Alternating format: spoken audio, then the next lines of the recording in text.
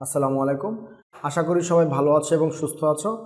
গত ক্লাসে আমরা সংখ্যা পদ্ধতির পারস্পরিক রূপান্তর নিয়ে কথা বলতেছিলাম। আজকে আমরা দেখব ডেসিমাল টু অক্টাল নাম্বার সিস্টেমের যে কনভার্সন সেটা নিয়ে বিস্তারিত কথা বলবো।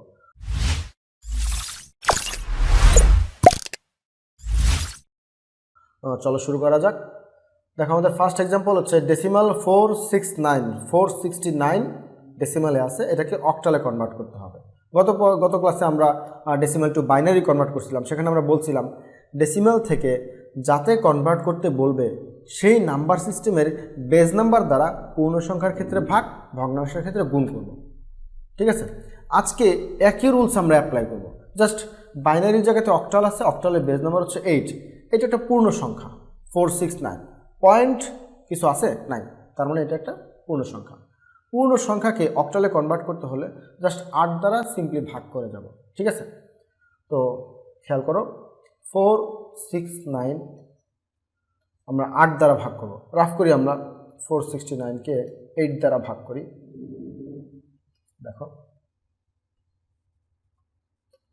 469 ভাগ 8, এটা আসে 58.625। তার মানে 58 বার কিন্তু যাবে নিশ্চিত। 58 ইন্টু 8 464 আসে।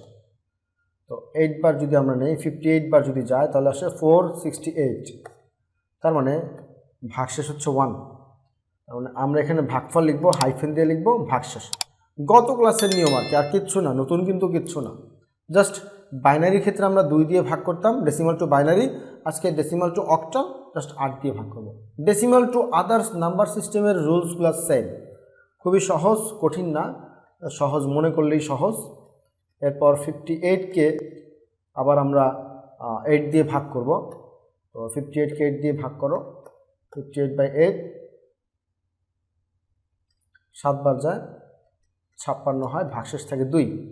ওকে, এখানে লিখবো আমরা ভাগফল, হাইফেন দিয়ে লিখবো ভাগশেষ। ভাগশেষ আমাদের আসছে 2, একটু আলাদা করে দিলাম। এখন 7 আছে, 7কে আমার আবার 8 দিয়ে ভাগ করতে হবে, 0 বার যায়, ভাগশেষ হচ্ছে 7। তো এখানে ভাগফল লিখবো, হাইফেন দিয়ে লিখবো ভাগশেষ। রেজাল্ট হবে নিচ থেকে উপরের দিকে, কারণ তো জানো নিচেরটা এমএসবি, উপরেরটা এলএসবি। তার মানে এটা রেজাল্ট হয়ে গেছে আমাদের 469 যদি ডেসিমালে থাকে, এর ইকুইভ্যালেন্ট অক্টাল ভ্যালু হচ্ছে 721।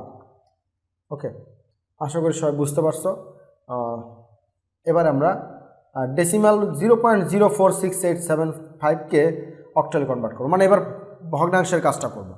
এটা খুবই সিম্পল, জাস্ট 8 দিয়ে গুণ করতে হবে আমাদেরকে বারবার। কতক্ষণ পর্যন্ত গুণ করব? যতক্ষণ না পর্যন্ত গুণফলে 0 না আসে। ওকে, 75, এটাকে আমরা 8 দিয়ে গুণ করব এই পুরো নাম্বারটাকে। তো করো, 0.046875 ইন্টু 8 কত আসে? 0.375। 0.375। এই পয়েন্টের আগে যে পূর্ণ সংখ্যাটা আছে ওইটাকে কিন্তু আলাদা করে ফেলবো। আবার 0.375কে 8 দিয়ে গুণ। ওকে, 0.375 এটাকে 8 দিয়ে গুণ করো, কত আসে? 3 আসে। 3.00, যেহেতু 3 আসছে মানে আমরা এটাকে 3.00 লিখতে পারি। যেহেতু গুণফলে 0, ম্যাথ কিন্তু শেষ। আমরা অ্যান্সার লিখবো উপর থেকে নিচের দিকে। তার মানে এটার ইকুইভ্যালেন্ট ভ্যালু হচ্ছে 0.046875। এই ডেসিমালের ইকুইভ্যালেন্ট অক্টাল ভ্যালু হচ্ছে, পয়েন্ট কিন্তু দিয়ে নিতে হবে কারণ এখানে পয়েন্ট আছে, 0 পয়েন্ট আছে, তাহলে আমরা 0 পয়েন্টই দেবো, 0.03। ব্যাস, অক্টালে কনভার্ট হয়ে গেছে। আশা করি বুঝতে পারছো। এটা ডেসিমাল টু বাইনারি যেমন ছিল অনেকটা ওই রকমই আর কি, ডেসিমাল টু অক্টাল। পার্থক্য এটাই যে ডেসিমালের বাইনারির ক্ষেত্রে আমরা 2 দিয়ে কাজ করতাম, এখানে 8 দিয়ে করব। এরপর আমরা আরেকটা প্র্যাকটিস করব, 311.32 ডেসিমালে আছে, এটাকে অক্টালে কনভার্ট করতে হবে। তো এটা তোমাদের জন্য রাখি, 311 এটাকে 8 দিয়ে ভাগ করে আলাদা করে কাজ করবা। তারপর 0.32 এটাকে আবার 8 দিয়ে গুণ করে আলাদা করে কাজ করবা। এটার ক্ষেত্রে রেজাল্ট হবে নিচ থেকে উপরের দিকে, এটার ক্ষেত্রে রেজাল্ট হবে উপর থেকে নিচের দিকে। পরে এই দুটাকে মার্জ করে একসাথে লিখবা। ঠিক আছে, আমি এটা লিখলাম না, এটা তোমাদের জন্য হোমওয়ার্ক থাকলো আর কি। 311.32, ব্যাস। এইটা আলাদা করে বের করবো, এইটা আলাদা করে বের করবো, পরে দুটাকে একসাথে মার্জ করে দিবা। ঠিক আছে, এটা তোমাদের জন্য হোমওয়ার্ক।